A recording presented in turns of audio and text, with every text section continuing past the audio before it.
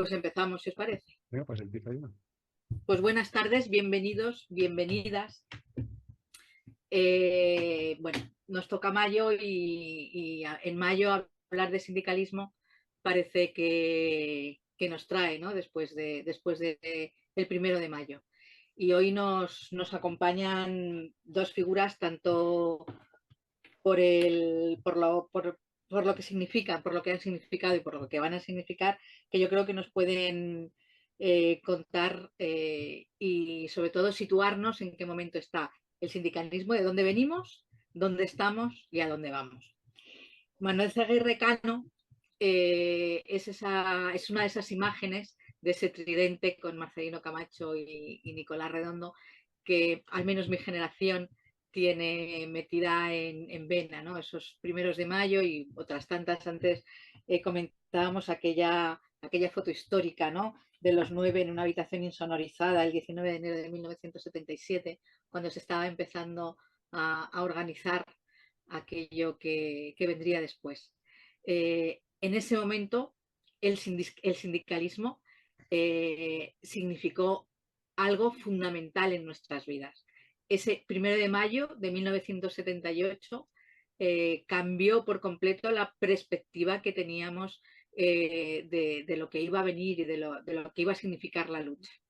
Llegamos, tantos años después, a hablar también con Adrià Lluyén Martínez, que es graduado en Ciencias Políticas y que ahora mismo es vicepresidente del Consejo de la Juventud de España y es el responsable de las juventudes de Comisiones Obreras, y que de alguna forma yo creo que son el yin y el yang de la misma imagen. Si os parece, como entre todo esto hay una vida entera, o sea, entre estas cosas que yo he comentado que tengo en la memoria, porque bueno, yo vivía en el Paseo de las Delicias en Madrid y yo viví todas las manifestaciones en vivo y en directo de ese 1 de mayo, y esa imagen indiscutible, ¿no? que tenemos de Manuel. Yo les dejaría a ellos que nos contaran desde su perspectiva. Cada uno tiene su mochila, su historia, sabe cómo hay una frase de un libro de Manuel que me encanta, que habrá que sembrar el futuro lleno de recuerdos, y él desde luego ha sembrado el futuro lleno de recuerdos, y ahora le tocará a Adrià hacer lo mismo, pero mientras tanto está lo que tenemos que hacer nosotros. Si os parece, les voy a dar la palabra primero a Manuel y después a Adrià. Van a tener unos minutos para hacer la primera exposición y luego, pues bien levantando la manica que tenéis aquí, que se puede, o pidiéndome la palabra por el chat, iremos agrupando a las personas que quieran intervenir, participar, preguntarles, y para que ellos puedan responder. Así que si os parece, lo hacemos así. Manuel, tienes la palabra. Bueno, muy buenas tardes, estimados compañeros y compañeras y amigos. Muchísimas gracias al responsable o responsables de esta charrada y por tenerme en cuenta. La verdad es que ya a estas alturas de la vida de uno, que alguien se acuerde de uno, pues puede llegar hasta emocionar, de verdad, de corazón. Gracias. Yo, en el menor tiempo posible, sin dejar de advertirles que eso de haber sido secretario general es como ser cura, eso crea carácter hasta que te mueres. Y una parte del carácter de un secretario general es hablar demasiado. Por eso digo, advierto, voy a tener, por respeto a ustedes, a vosotros, intentar resumir. Mi primera militancia casi juvenil fue el PSUC, una célula que había en Hospitalet de Llobregat, bueno, repartir hojas en San Andreu, que había la Pegaso, la Fabricoas en la época. Era un chiquillo, bueno, PSUC era muy activo, tenía muy buenas publicaciones. Pero la S, ya me advertía mi padre, nunca me condicionó desde Manolico, esa S no es de socialista. Mi padre no era muy comunista, era republicano, anarcosindicalista y cristiano. Un cóctel explosivo, pero a mí me fue bien, no poco sabe. Y entonces mi primera misión fue hacer entrismo en la JOC. O sea, hacer entrismo, como ustedes sabrán, era ir a otra entidad sobre la base de que el partido era el intelectual colectivo y por lo tanto contenía y resumía la inteligencia colectiva de la clase trabajadora y era superior a cualquier otra expresión intelectual, eso era el partido de vanguardia en la época, también el PSUV, pues yo tenía que ir a la JOC, la Juventud Obrera Cristiana, y pillar jóvenes militantes que lo sabía de mucha calidad y traerlos al partido. Bueno, lo que ocurrió fue lo inverso. Allí había gente, lo lamento, más preparada que yo y me pillaron a mí. Entonces, en ese contexto me dieron la carta fundacional de la USO, de la Unión Sindical Obrera. Y a mí aquello me enamoró. Era un proyecto de sindicalismo con una fuerte proyección ideológica, la democracia socialista, una fuerte dimensión sociopolítica, de lo concreto a lo más global, etc. Y yo iba a la célula porque en el PSUV no había ningún tipo de limitación, inicialmente al menos, sobre la libertad sindical de los militantes. Yo iba, mira lo que he encontrado, ¿tal? Y allí hubo reacciones que a mí no me agradaban. Eso ni tocarlo, esos son cristianos.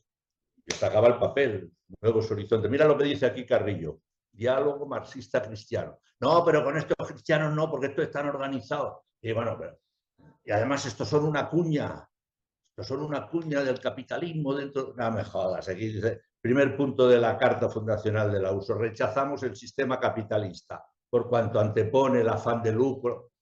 Hice crisis y me fui del PSUV, no pasa nada. Y bueno, ya siempre la uso, con aquella carta fundacional por bandera que para mí sigue vigente, aunque fue escrita y enunciada en 1959, 1960. Hay algunas cuestiones de lenguaje, pero todavía la sustancia de esa carta fundacional, no hago proselitismo, Dios me libre, para mí sigue vigente. Y bueno, luego viene la transición.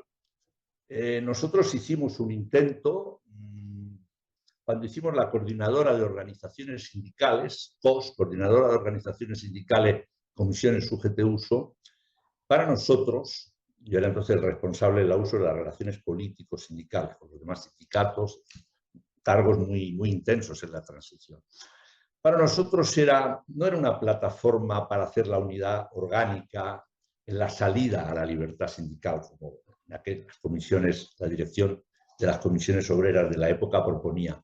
Era una plataforma para salir al pluralismo sindical de una manera fraterna, no fratricida, porque ya nos temíamos que la combinación de libertad y pluralismo sindical degenerara en una confrontación fratricida por los espacios sindicales, como así ocurrió.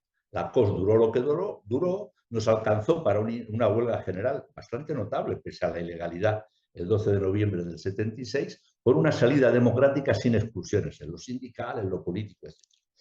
Bueno, todo ya no me detengo más, fue como fue, quítate tú, que me pongo yo, a la bayoneta, en fin, la lucha por los espacios sindicales.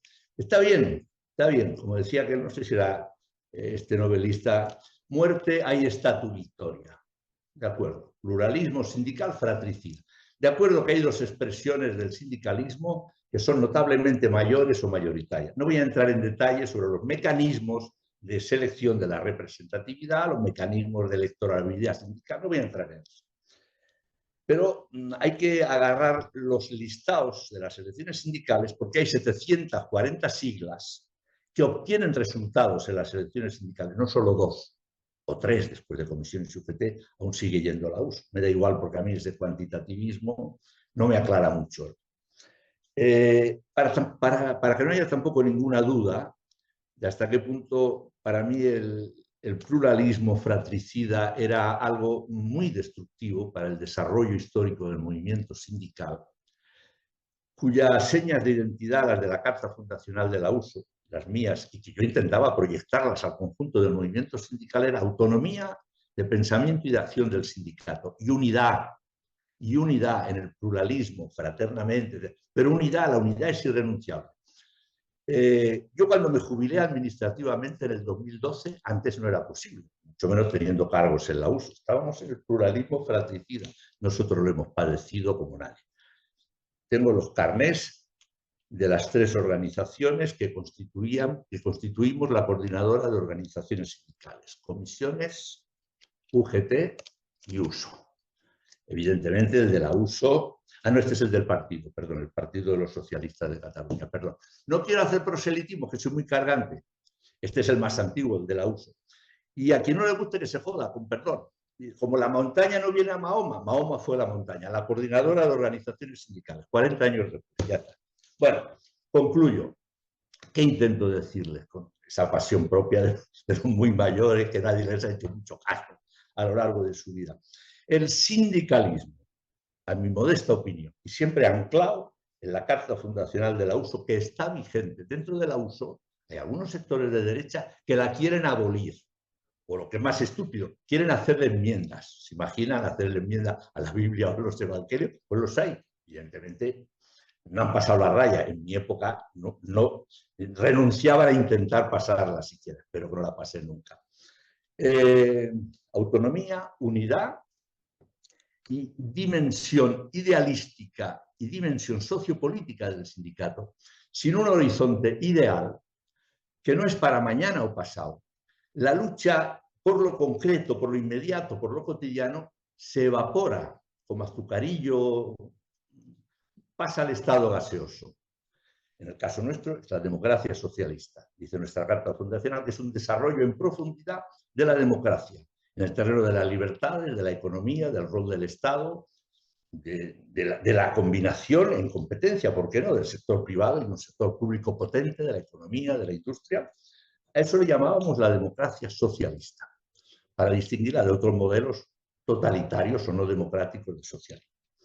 Si el sindicato, no hace falta que sea literalmente eso, no soy tan sectario, pero si no tiene esa dimensión el movimiento sindical, como ha sido históricamente en España, en los países nórdicos, en tradiciones socialdemócratas, el movimiento sindical ha sido más profesionalista.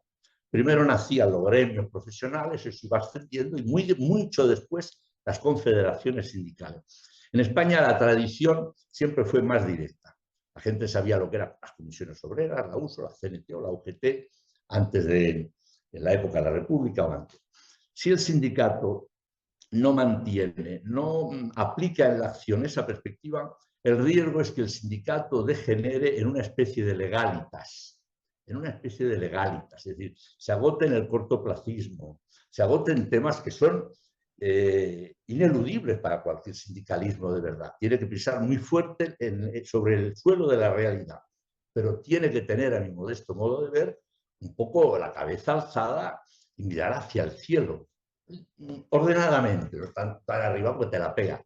Pisar fuerte en el suelo, sentido de lo concreto, de lo cotidiano. No hay reivindicación pequeña para un sindicalismo de verdad, pero no se puede agotar en eso, porque si se queda en eso, no digo que esté pasando en España, Dios me libre, está bien. Bueno, eres legalitas, más pronto que tarde. Legalitas como metáfora, es decir, es el mercado. Legalitas se está descubriendo, le llaman nicho de mercado, de lo sociolaboral.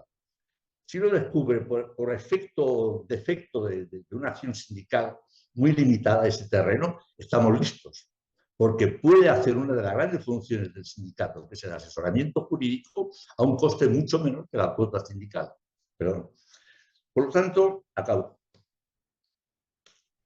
En mi modesta opinión, sí a lo concreto, pero si hablamos de sindicalismo de clase y solidario, tiene que tener esa perspectiva. Sindicalismo de clase quiere decir no solo la organización, defensa, representación de los que tienen un empleo, un marco contractual estable, etcétera. No, quiere decir todos los que pudiendo trabajar, trabajan o no, y todos con el mismo derecho y a la dignidad, al valor jurídico material de su trabajo, lo tengan o no. Eso quiere decir sindicalismo de clase y solidario para mí, no otra cosa. Y hoy, desde luego, hay una reconfiguración en la composición de la clase obrera, de la clase trabajadora española, como la ha habido en el pasado, los movimientos migratorios y, sobre todo, para mí, sindicalismo de clase solidario quiere decir, entre sindicalistas, cuando hablemos, siempre con respeto, podemos disentir. Oiga, ¿usted qué piensa del trabajo humano? Para usted el trabajo humano tiene que tener primacía y centralidad en el proceso histórico, porque de él emana siempre cualquier manifestación de riqueza, de progreso, ¿o no?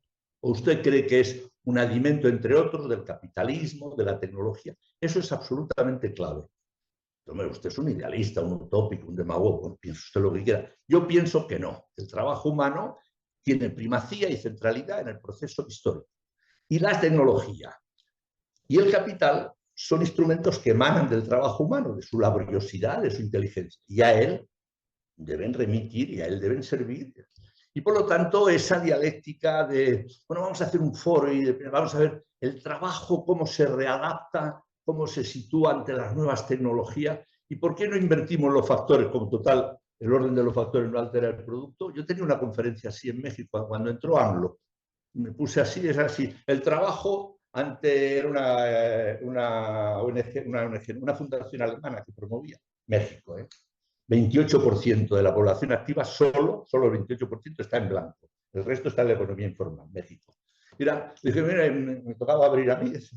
Mire, total, como el orden de los factores no altera el producto, mi conferencia será los capitales y las tecnologías, cómo se subordinan y se adaptan a la primacía y a la prioridad, etcétera, del trabajo humano. Coño, hubo allí murmullos y tal, y casi que no me dejaron. Disculpen, porque voy un poco atropellado y creo que me he excedido en el tiempo. Muchas gracias.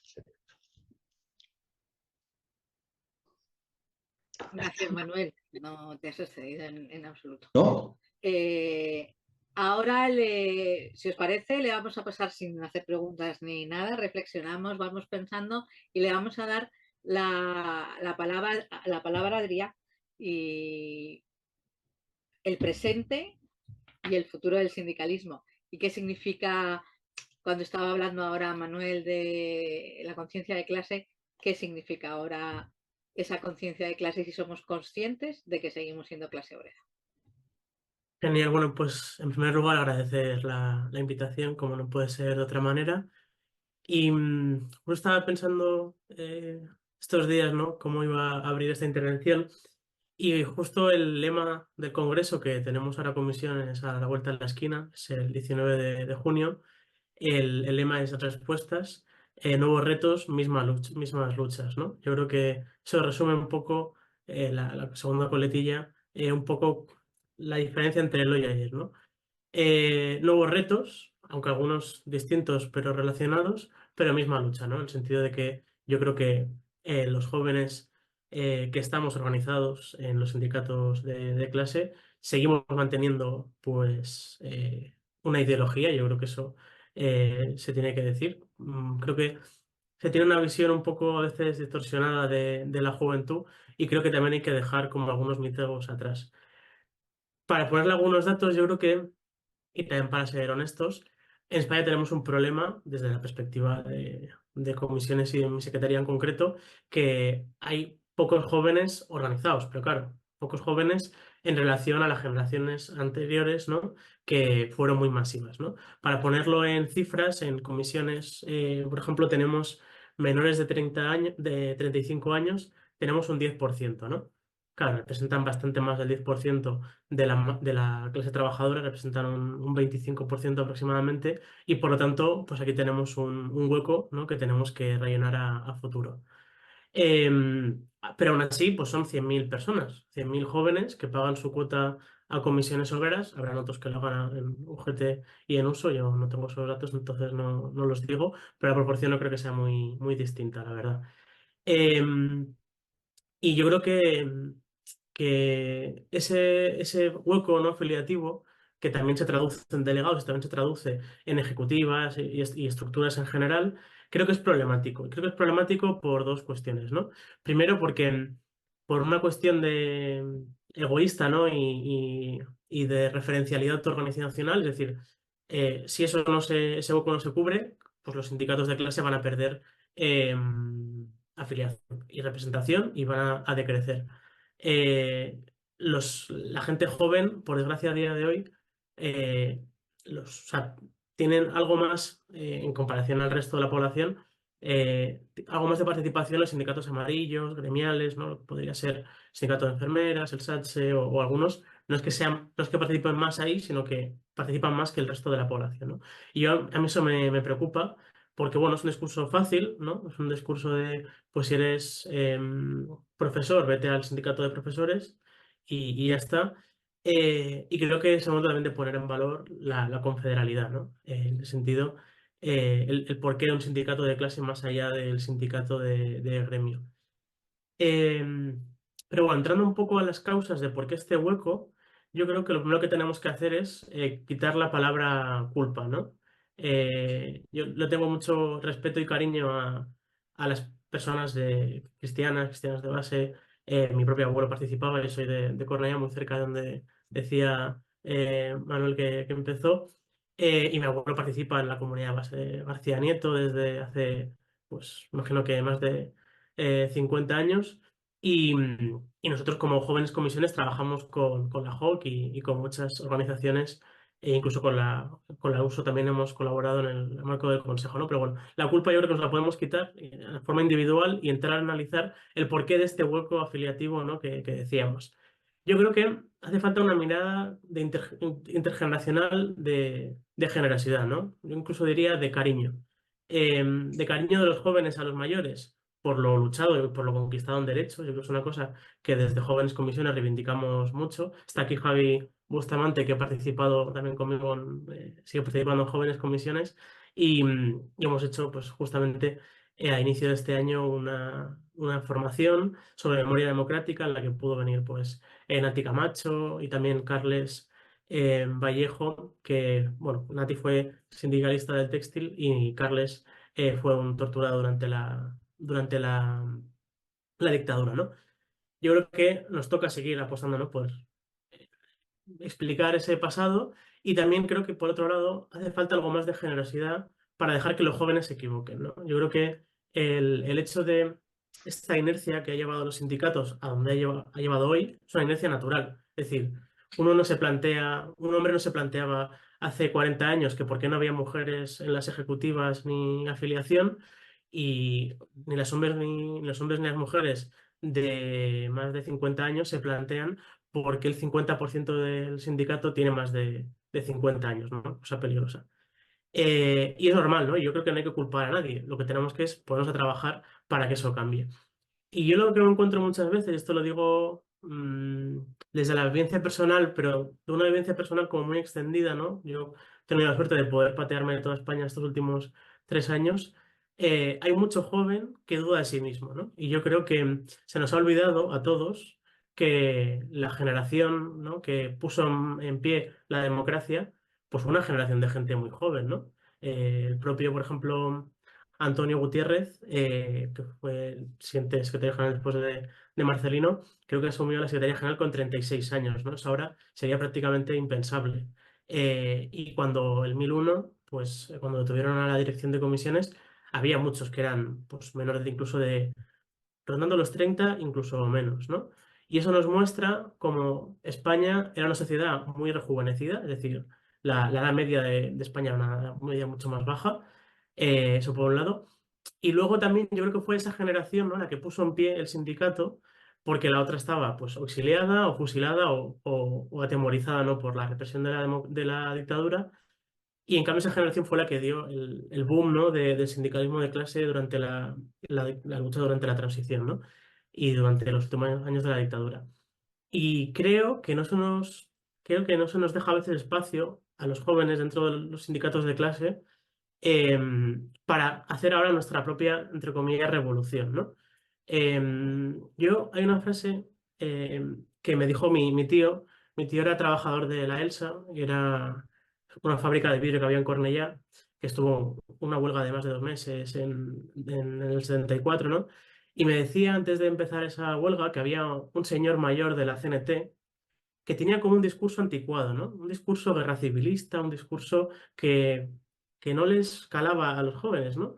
Porque seguía anclado, pues básicamente en la época de la guerra civil. Em, Esto que me lo contó él como una anécdota que me ha contado más de esa época, a mí me llegó, ¿no? Porque a las generaciones actuales de los jóvenes hay discursos que no llegan. Y no llegan por dos cuestiones. Porque lo que habéis vivido vosotros, ¿no? La mayoría de los que estáis aquí, me sacáis algunos años. Lo que habéis vivido vosotros es muy distinto a lo que hemos vivido nosotros, ¿no? Esto, o sea, bien, seguro que Javi lo puede comentar. Todos los jóvenes hemos vivido una permanente crisis desde hace ya casi 15 años, o más de 15 años, mejor dicho, y las expectativas han cambiado, ¿no? Cuando mis padres tenían mi edad, había un desempleo juvenil más alto que ahora, ¿no? Sigue siendo muy alto en España, 26%, pero en ese momento era el 50%, ¿no? En los años 70-80. Pero el PIB crecía a un ritmo del 7-8% anualmente, ¿no? El PIB ahora mismo está estancado en el 2 y el desempleo ya lo he comentado, ¿no? Ese aumento del PIB era, la economía avanzaba, aunque hubiera precariedad, aunque hubiera dificultades, y les daba una perspectiva, ¿no? De el país, poner el país en marcha que nuestra generación yo creo que no tenemos, ¿no? Y eso nos genera una frustración de la promesa rota, ¿no? De si tú estudias tendrás buenos trabajos, la precariedad laboral, los salarios bajos, que hace que, pues, discursos de personas que no sean de nuestra generación nos cueste mucho, aceptarlos, ¿no? Y luego también, y con esto ya cierro porque tampoco me quiero extender mucho, hay un tema que creo que hay que contárselo a la gente joven porque es creo que uno de los problemas del franquismo que no se ha contado, ¿no? Cuando el franquismo se crea, se inventa esto de la España de proletarios, a pasar a la España de propietarios, eh, es una necesidad no solo de modificar la subconsciencia, ¿no? De los trabajadores, sino también una necesidad de que los propios trabajadores se autopaguen sus casas, ¿no? Porque creo que en Madrid hubo 40.000 personas viviendo en chabolas durante los últimos años de la dictadura y posterior, y en Barcelona también muchas otras, y Bilbao había una barbaridad, ¿no? Es decir, el franquismo ha intentado dejar una imagen, ¿no? De que había cosas que funcionaban. Y una de ellas era la vivienda, ¿no? Los pantanos, dicen los franquistas, pero la vivienda también como que tenemos una imagen de que funcionaba, ¿no? Y yo creo que hay que decirle a la gente que no, que en Madrid, en Bilbao, Barcelona y seguro que muchas otras ciudades que lo conozco menos, había muchísima gente viviendo en chabolas. Lo bueno, el 47 empieza, ¿no? Con esta historia de la autoconstrucción, también la serie de las abogadas empieza con esto. Creo que es positivo mostrar esa cuestión porque al igual que tenemos un problema con la vivienda ahora, que es un problema muy grave, existía antes, ¿no? Y creo que hace falta como explicarle a los jóvenes que también había problemas con la vivienda y que son distintos, ¿no? Y también hay una cuestión que, claro, si cogemos los datos, los mayores de 60 años pues tienen el 90% pisos en propiedad y los menores de 30 tienen un 15%, ¿no? Eso también determina muchas cuestiones, ¿no? El saber que todos los meses vas a tener que pagar casi la mitad o incluso más de la mitad de tu salario en simplemente tener un sitio donde dormir y que no te mojes, eh, lleva una frustración que puede acabar en nihilismo, ¿no?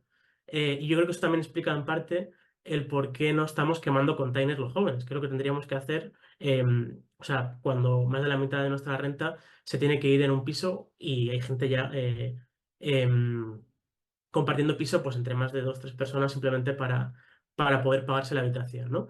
Y lo último que comento, que no quería dejarlo, comentaba Manuel, la unidad, ¿no? La unidad de acción dentro de los sindicatos. Yo coincido parcialmente con el análisis que hacías, ¿no? De ese sindicalismo fratricida al que nos ha llevado las elecciones sindicales. Yo a veces me siento como que algunos, a veces estamos como los sindicalistas, no de comisiones, todos, menos la CNT que no concurre a las elecciones sindicales, estamos como una rueda de hámster, ¿no? Haciendo elecciones sindicales y dedicando muchas horas a hacer elecciones sindicales sin quizá hacer acción sindical, ¿no? Y eso creo que es un problema que tendríamos que darle una vuelta. Pero a mí lo que quería comentar de la unidad no era eso, sino que yo creo que el problema de la unidad no está a nivel confederal, que puede que también, sino lo único que me preocupa es que también dado o fruto de esa competición electoral, eh, cada sindicato elige una imagen, ¿no? Elige un estereotipo, ¿no? Como una imagen de qué va a ser en cada empresa, ¿no? Entonces, en cada empresa, sobre todo las grandes, tenemos al sindicato que pactar no es malo, yo no digo eso, al sindicato que está despistado a veces o que va cambiando de opción, que compagina pactar con movilizarse, y al sindicato que solo moviliza, ¿no? Y creo que esto a veces es problemático, porque en realidad Comisiones entiende que hay que movilizar, hay que pactar, ¿no? Es el binomio que contaba Antonio Gutiérrez. Y lo que ocurre muchas veces es que en las grandes empresas nos vamos acuchillando, ¿no? Es que tú has pactado esto, tú has pactado lo otro, ¿no? Y al final pactas una cosa o no según, pues, si has ganado o no en las elecciones. Y entonces al final acabamos tirándonos los trastos, donde más nos lo tiramos es en las empresas, ¿no? A mí la gente me pone en duda todos los días que por qué tenemos el pacto con UGT, ¿no? De la unidad de acción, porque las empresas, pues, nos acuchillamos mutuamente, ¿no? Yo creo que eso es una cosa que hay que darle una vuelta. Y me callo ya que me he alargado mucho. Gracias. muchas gracias. Yo solamente te quiero contestar a una cosa, solo una. Yo soy de esas personas de mayores de 60 con piso propio, pero te aseguro que cuando tenía 30 estaría en la misma situación, estuve en la misma situación que los de 30 de hoy, sin piso propio. Quiero decir, la vida nos lleva, no es estanca y cada uno tiene una situación a lo largo de la vida dependiendo de la edad que tiene. Bueno, antes de que yo les acribille a preguntas, pedimos palabras. ¿Alguien quiere decir algo? Levantáis la mano aquí o con la manica amarilla de ahí arriba.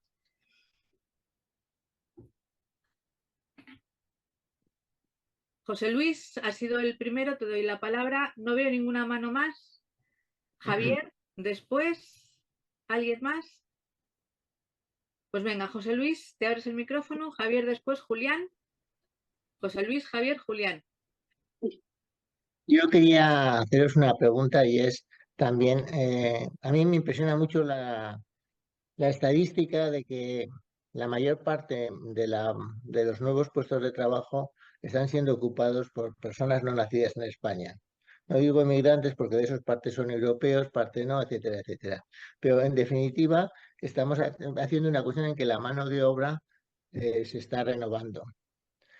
Yo creo que a veces no analizamos suficientemente lo que está ocurriendo. Los análisis del Banco de España, ya sabéis que nos dicen que en los próximos años, muy pocos, no me acuerdo si dicen el 32 o algo así, nos van a llegar 3 millones, en los próximos 10 años nos llegan 3 millones y hasta el año 50 creo que nos dice que nos llegan 23 millones si queremos mantener la economía. Evidentemente esto significa que todas las estructuras sociales tienen que cambiar el tema del sindicalismo también. ¿Cómo lo estáis viviendo y cómo se está incorporando esto? Javier, os apuntáis lo que os van comentando, por favor. Javier, ¿te abres el micro? Vale, sí, ¿se me escucha? Gracias. Sí.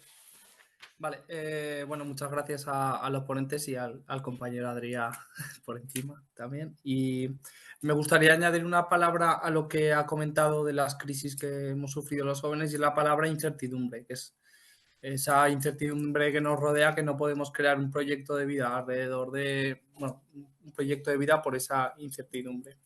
Y yo quería preguntar, porque esta semana estaba pensando justo una cosa que lo último que ha dicho Adrià, es cómo dedicamos demasiados recursos a la burocracia, a realizar esas elecciones sindicales, a intentar hacer la organización pues, más organizada, valga la redundancia.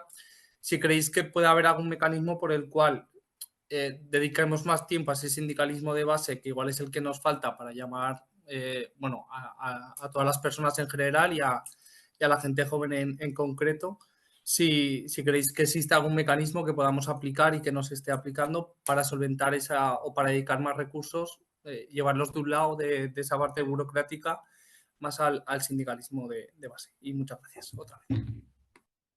Julián. Ábrete el micro. Muchas gracias. Buenas tardes. Gracias a los asistentes, gracias a Manolo, gracias a Adrià por su asistencia y su participación y todo lo que nos está comentando, que seguramente nos permite abrir nuestra mente. Y de otras maneras, sí que quería hacer una pregunta basada en una opinión que voy a dar como más generalista e intentando dar una visión pues como más positiva de los sindicatos, no tan interna, bueno, más positiva de lo que realmente están haciendo, ¿no? Claro, que a pesar de las predicciones que durante décadas se han venido realizando sobre la desaparición de los sindicatos, estos, sin embargo, están dando prueba de buena salud que para sí quisieran otras entidades representativas de parte de la ciudadanía, de partes de la ciudadanía, ¿no? Yo creo que eso hay que ponerlo encima de la mesa cuando hablamos de sindicalismo de ayer, de hoy y de futuro, por ser positivos y por poner algo encima de la mesa en esa dirección, ¿no?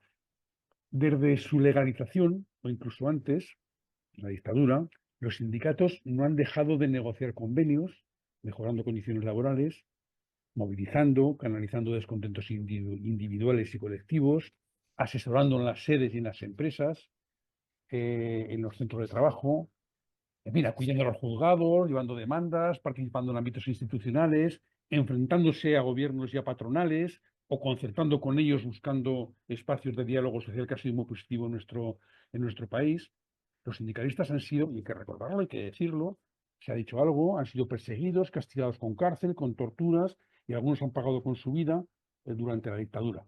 Pero en democracia, y hay que decirlo, no sé, igual habría que hacer alguna serie en televisión para que la gente se enterara, tampoco ha sido fácil durante largas temporadas. Los sindicalistas han sido objeto de duras campañas de desprestigio, los sindicatos y los sindicalistas, orquestadas del poder. Se les ha intentado denigrar socialmente, difundiendo caricaturas que nada tenían que ver con la realidad. Hablemos de las gambas y los mariscos, esos famosos que asignan a los sindicalistas.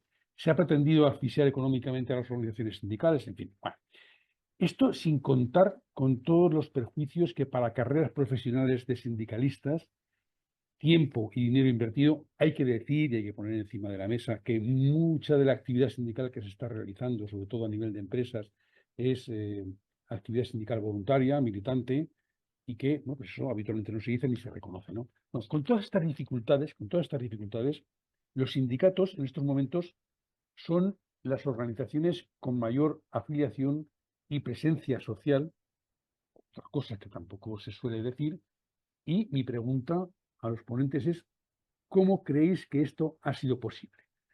Yo, por tanto, paso de las discrepancias, que las hay, que las habrá, paso de los roces, paso de las historias y hablo del sindicalismo de una forma global. El sindicalismo está haciendo todo esto, sigue vivo, vivito y coleando, muy por encima de otras organizaciones que siempre se han criticado o que nos han asignado un futuro bastante complicado e incierto, y eso me parece enormemente positivo. Y no me resisto a hablar un pelín del tema de las elecciones sindicales. Mirad, tenéis razón cuando decís que las elecciones sindicales se llevan una parte importante de los recursos del sindicato. Yo pondría también otra reflexión encima de la mesa. ¿De verdad pensáis que si no hubiera competitividad en elecciones sindicales y eso obligara a los sindicalistas a ir a las empresas, fijaros, que en torno al 90% de las empresas de nuestro país son empresas pequeñísimas, son empresas pequeñas, que donde el sindicato de manera organizada prácticamente no llega. Si no hubiera elecciones sindicales y ese tipo de competencia, ¿pensáis que no habría un cierto amodorramiento, mayor burocratismo y se pasaría de ir a las empresas? La competitividad de las elecciones obliga a los sindicalistas a ir a las empresas. En mi opinión, eso no es negativo.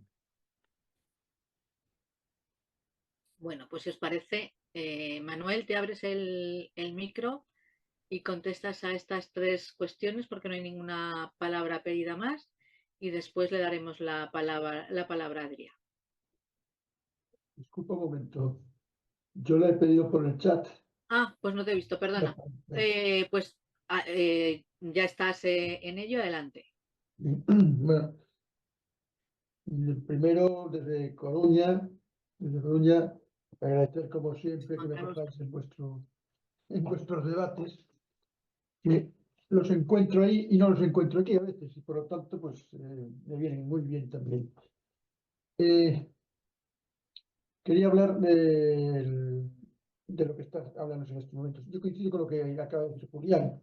Me parece importante hacerlo porque no solamente no hay que ponerse terribles con la situación, puesto que no es una situación que sea nueva ni diferente. Los problemas de la clase obrera los ha habido siempre y siempre ha habido respuestas, algunas en los momentos que han sido precisos y aprendiendo muchas veces los propios errores. Yo simplemente quería hablar con el tema de que ahí que vosotros estáis en Aragón, pero también hay gente que está muy relacionada con Cataluña, entre los que están interviniendo hoy, que hay una realidad también existente en el resto del país que es el sindicato nacionalista, el sindicalismo nacionalista. En Cataluña, por suerte, no tiene una presencia muy importante, pero en Galicia y en Euskadi y Navarra sí tienen un peso muy importante y además, precisamente por ese contenido relacionado con el nacionalismo, tiene unos resultados muy, muy importantes también en las propias elecciones sindicales. De manera que han relegado, de cierta manera, a los sindicalismos de clase a un segundo lugar no subalterno ni mucho menos, pero que no es el destacado que tienen en otro momento o que tienen en el resto de las comunidades, ¿no? Y es importante, tanto ELA como LAB en Euskadi y la CIGA en Galicia son sindicatos que están muy fuertes y por lo tanto sí influyen en la realidad. Por eso el tema de la unidad también en estos territorios adquiere un doble enfoque, porque no es solamente el sentido ideal de unidad que hemos perseguido siempre, o que buscamos, la unidad de acción que hemos practicado, sino también una cierta unidad precisamente para recuperar, si no la hegemonía, por lo menos la dirección del movimiento sindical en nuestras comunidades. Yo creo que es importante a la hora de reflexionarlo, ¿no? Y recientemente, en algún otro chat, donde pues Julián también participa y coincidimos, los compañeros que seguramente conoceréis todos vosotros de Cataluña, tanto Isidor Roig como King González Montadas, relanzan también la idea de la unidad ya no solo de acción, y además lo han hecho ahora en relación al 1 de mayo, no solo de unidad de acción, sino también de retomar el debate de la unidad orgánica, como algo que sería pues deseable seguramente. Yo creo que dentro de lo que estamos hablando, creo que es un tema interesante y por lo tanto pues simplemente intervengo para resaltar esto, para conocer la existencia de otros sindicalismos diferentes que vosotros prácticamente no tenéis diariamente y el relanzamiento este de la unidad de acción, de ir más allá de la unidad de acción. Nada más. Muchas gracias. También ha pedido la palabra Juan Carlos. Te la doy directamente para ya pasársela a Manuel. Juan Carlos, ábrete el micro.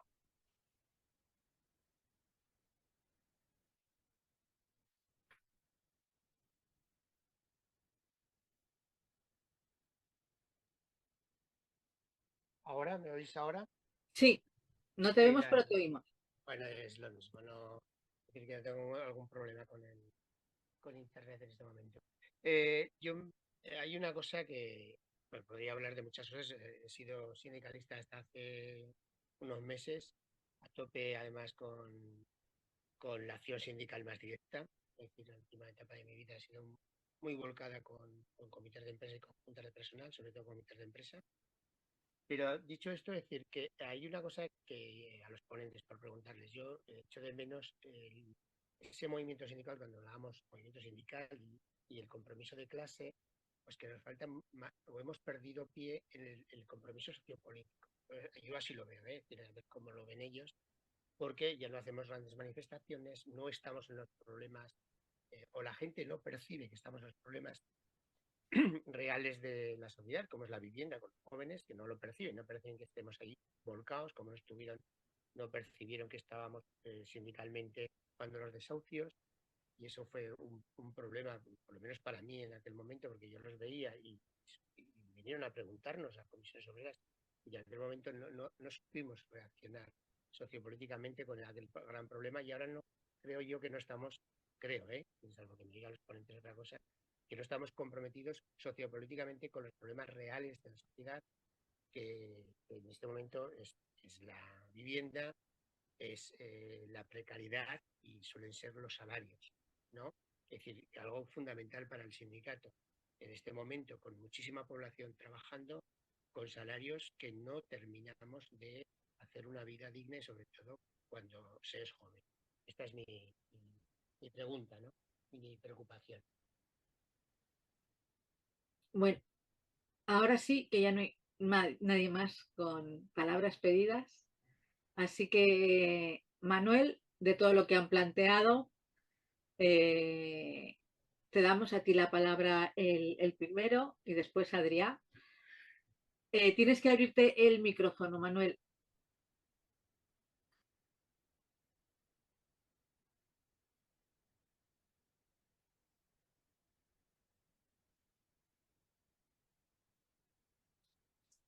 Si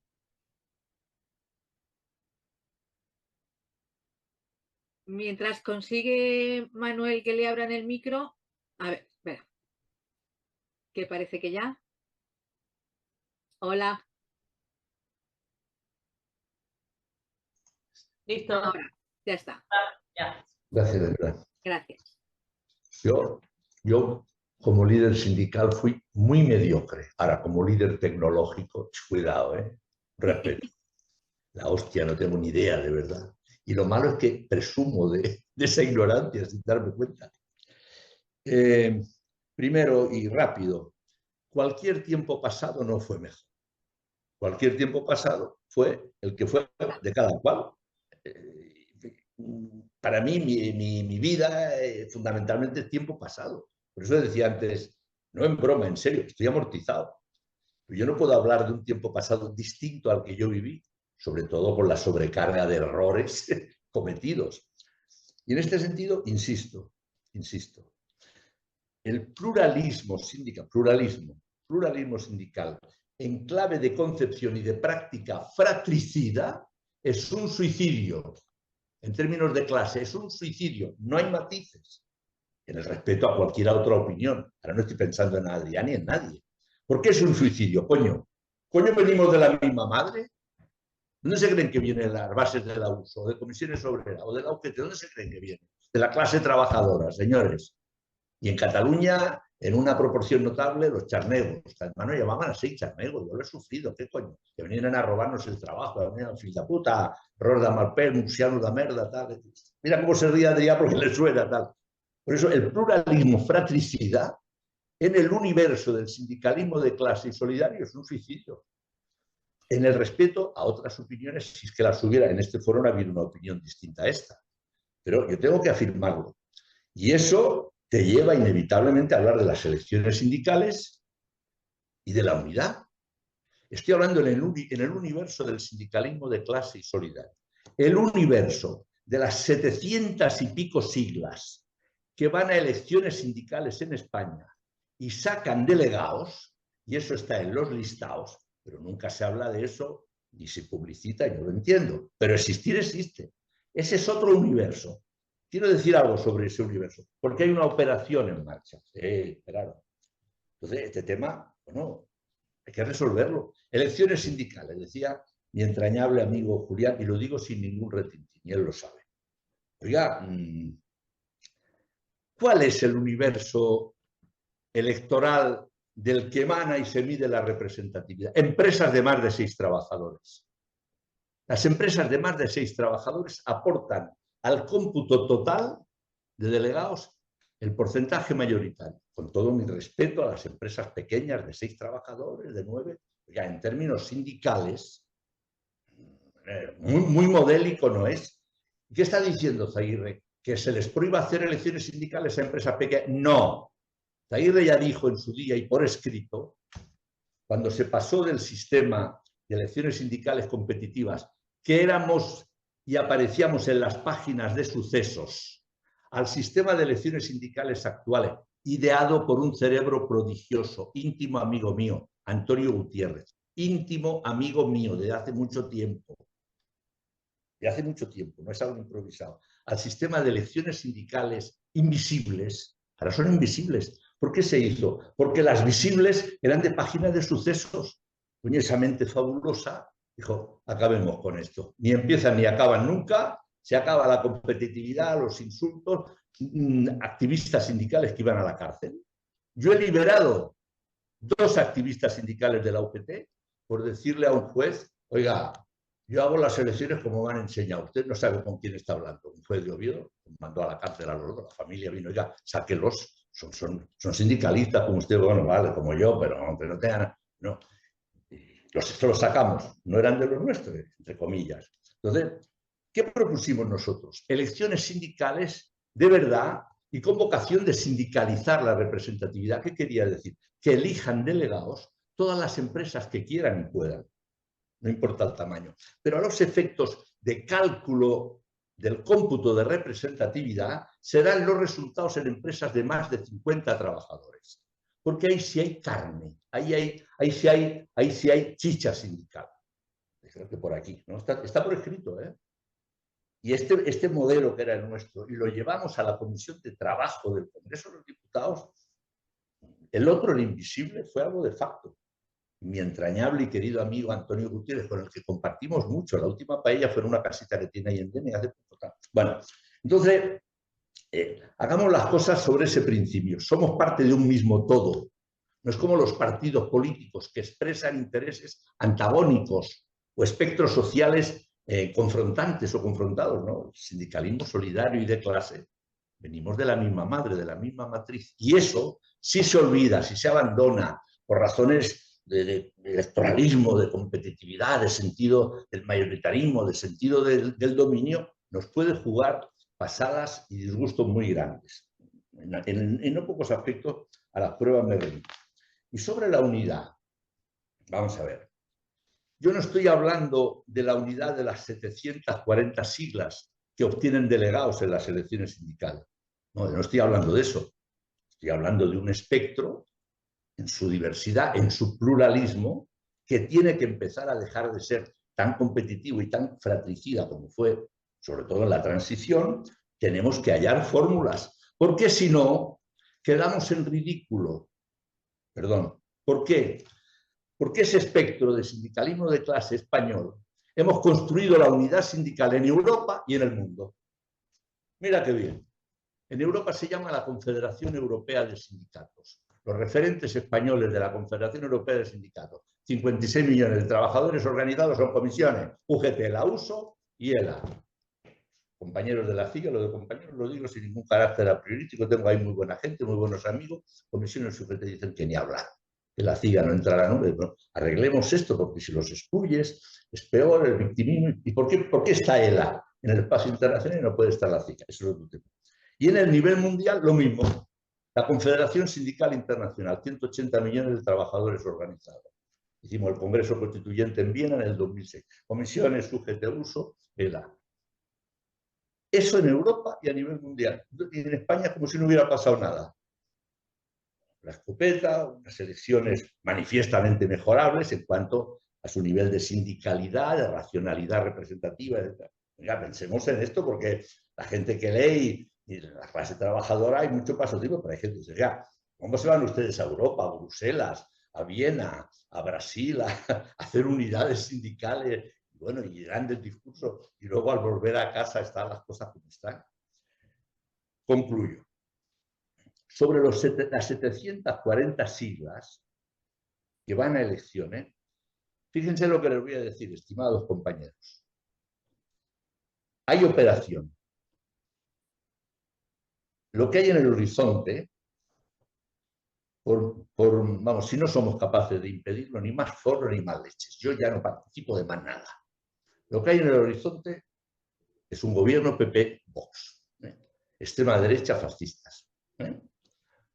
Hay operación sindical en el horizonte. La lideraría CESIF, que ya es tercera fuerza sindical, ya que se habla de elecciones y del ranking, ya es tercera fuerza sindical, no es la USO, por una poquita diferencia de delegado. Me da lo mismo porque conozco la composición interna de la representación de la USO. Y de esas 740 siglas ha de salir mucho para esa operación y me temo que una parte de la garlopa se la pasarán también al USO, el sector de la concertada. Y tal. Estoy hablando entre amigos, aquí no hay periodistas, si los hubiera me da igual. Ya cuando es uno tan viejo ya no tiene problema de... Es decir, hay operación. Y es meter en la superestructura representativa, que es comisiones y UGT cerrado y bien cerrado, ni entro ni salgo, es lo que es, una cuña de verdad. Una cuña de verdad. Con 25 o 30.000 delegados, representación institucional, diálogo social. Evidentemente, me da igual en el marco de un gobierno progresista, si eso se hace, pues, pero evidentemente en el marco de un gobierno que no es imposible, debemos hacerlo imposible, en el marco de un gobierno neofascista, estamos hablando de un horizonte complicado. Que salga bien o salga mal, ¿a qué velocidad va el proceso? No lo sé. Y espero morirme antes. Pero que hay proceso, no les quepa la menor duda. Si no, no comentaría eso. No estoy de broma. Yo cuando me invitan a un acto le pongo mucha pasión, pero intento decir lo que pienso y lo que siento con respeto y, en fin, y todo el agradecimiento por haberme invitado. Y no quiero comentar nada más porque lo demás, de alguna manera, a mi manera atropellada, pues he pasado por lo que decía Julián y algunos otros compañeros sobre el sindicalismo nacionalista. Finalmente, ¿para qué queremos, si no unidad orgánica a corto plazo? Ya las comisiones obreras, la unidad orgánica en la transición para las comisiones no eran para mañana, eran para anteayer. No, Adrián, no asientas, amigo y compañero. No eran para mañana, eran para anteayer. O sea, Marcelino, entrañable. La unidad sindical la proponía para anteayer. Mira, Julián, cómo sabe. Ya, no estoy hablando de eso. Pero tiene que haber cohesión. Vamos a ver, por supuesto, en 700 siglas, ¿no? Pero en 7, en 9, no lo sé. Empecemos a crear algún comité paritario, algo para hablar y poner en común. Lo que no tiene sentido, porque la gente no lo restriega, o es peor, ni no lo restriega, porque a lo mejor ni le interesa, insisto, es que tengamos un instrumento tan importante como la unidad sindical europea y la unidad sindical mundial, y en este país como el que oye llover. Solamente quería decir esto. Y ya no, bueno, sigo más, me parece que es demasiado. Y hace falta unidad, la autonomía, un sentido fraterno en la correlación entre los sindicatos de clase. Fraterno no es con ningún lirio en la mano, no somos Ursulina. No fratricida en todo caso. Fratricida nunca, coño, porque hacemos el ridículo, porque traicionamos nuestra extracción social e histórica, que es la clase obrera, para pactar y ensanchar las alianzas tanto cuanto haga falta. Nuestra capacidad de autonomía, de pensamiento, de acción, da de sí.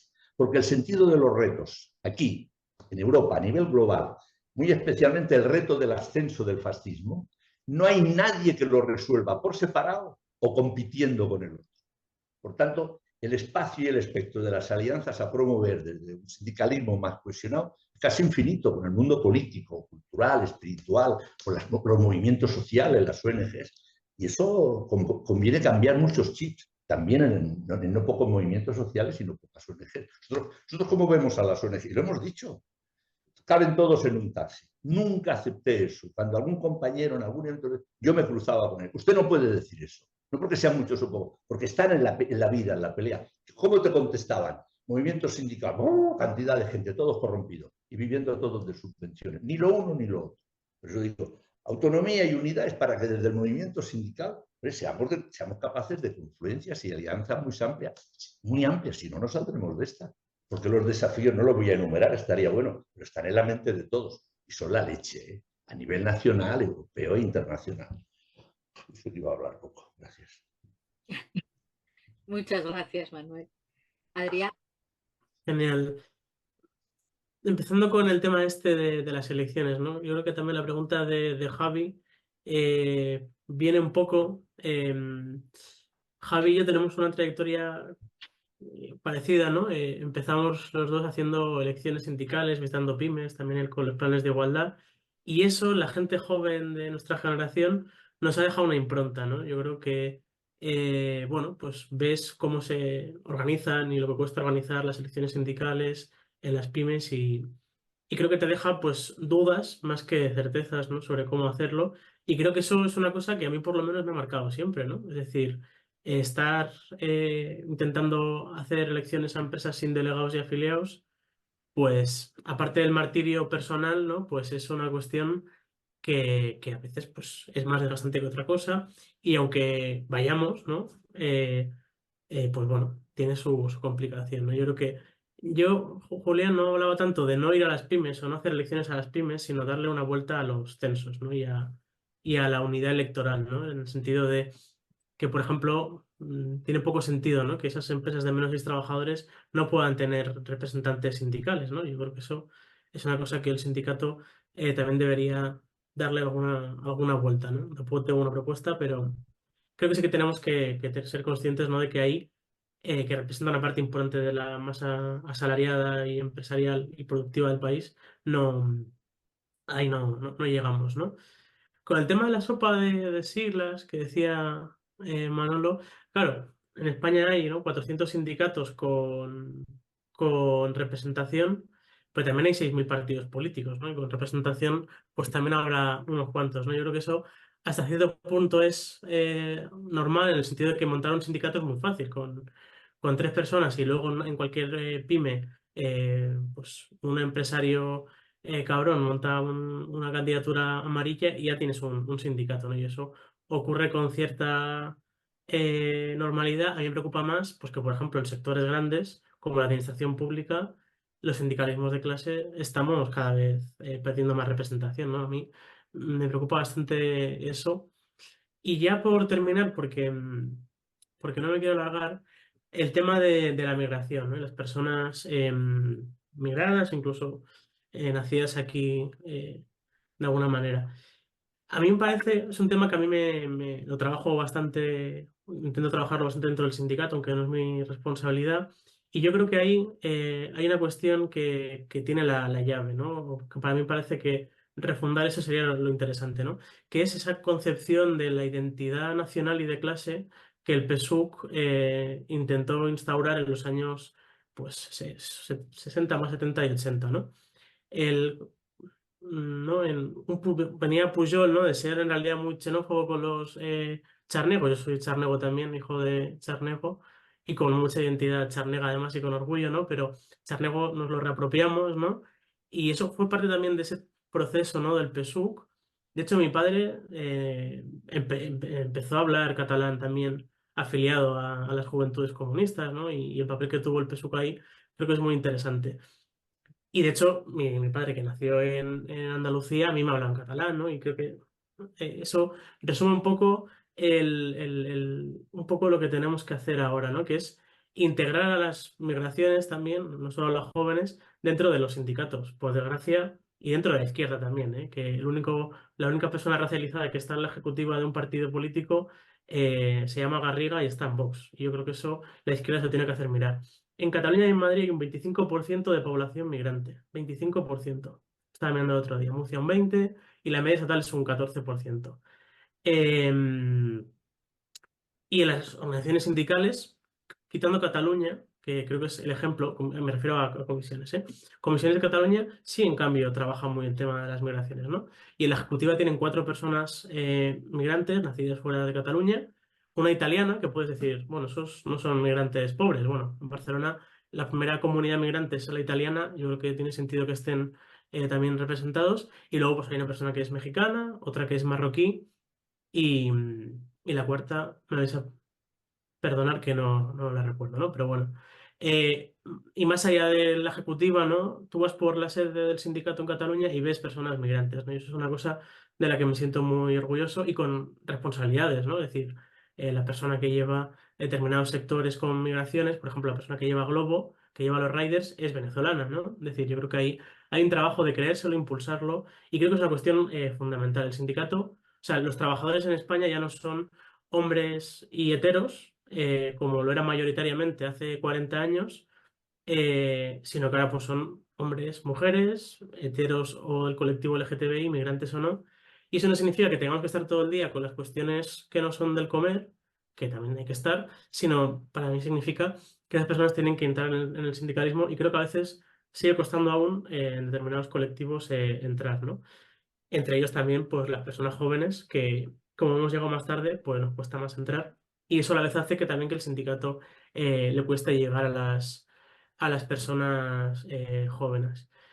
Y nada, y por lo último, yo soy siempre muy en contra de la guerra intergeneracional y de la nostalgia del pasado. Y yo creo que eso es una de las cuestiones que los jóvenes tenemos que interiorizar, pero también creo que hay que analizar bien al detalle, y tenemos pendiente en un sindicato, lo estamos haciendo ahora, un informe que analice también cuáles son las diferencias, ¿no? Sin idealizar, pero cuáles son las diferencias. Pues, por ejemplo, hay momentos en España en los que ha habido más o menos paro, o por ejemplo, a mí una cuestión que me suele preocupar mucho, que el tema de la vivienda. Claro, en España hace 30 años, 40 años, una vivienda valía con la inflación corregida una, por lo menos la mitad de lo que vale ahora con la inflación corregida, ¿no? Y con la evolución de los salarios. Y eso, pues creo que también es preocupante, no por los de antes, sino, o sea, yo no me meto con las generaciones pasadas por tener un piso, sino el problema es que los niveles de salario no han subido y las viviendas se han disparado, y eso genera unos problemones a nivel o sea, de trayectoria vital, ¿no? O sea, la perspectiva es que no vas a tener una casa nunca, porque solo la entrada es en Madrid, por ejemplo, Barcelona, las grandes ciudades, una entrada es un piso de hace 30 años, ¿no? Literalmente. Entonces, ahí a veces se generan...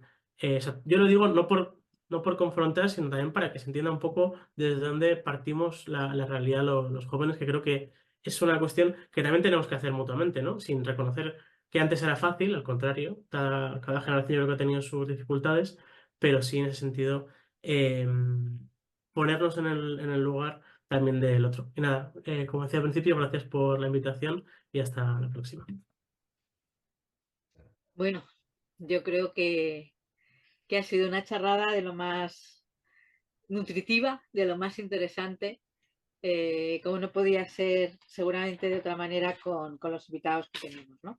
Yo me quedo con esa parte pendiente de la unidad sindical, que me parece, pues como lo de la unidad de la izquierda, una utopía siempre, siempre anhelada hasta que llegan las elecciones y, bueno, y las vidas internas de las organizaciones. Y creo que como reto a la clase obrera, a la clase trabajadora, nos queda entender que seguimos siéndolo, que ese problema de la vivienda lo tiene la clase la trabajadora, lo seguimos teniendo desde ese punto de vista, y que entiendo que ese también es un reto para los sindicatos, para tomar ese testigo o tomar esa parte en esa lucha que hasta ahora está siendo solo de jóvenes, de personas afectadas, y que no está siendo abanderada realmente por organizaciones sindicales, y seguramente se entendería mucho mejor desde ahí. Yo, mi agradecimiento infinito, Manolo, mi agradecimiento infinito, Adrià, y a todos vosotros por haber estado aquí y por todo lo que habéis compartido.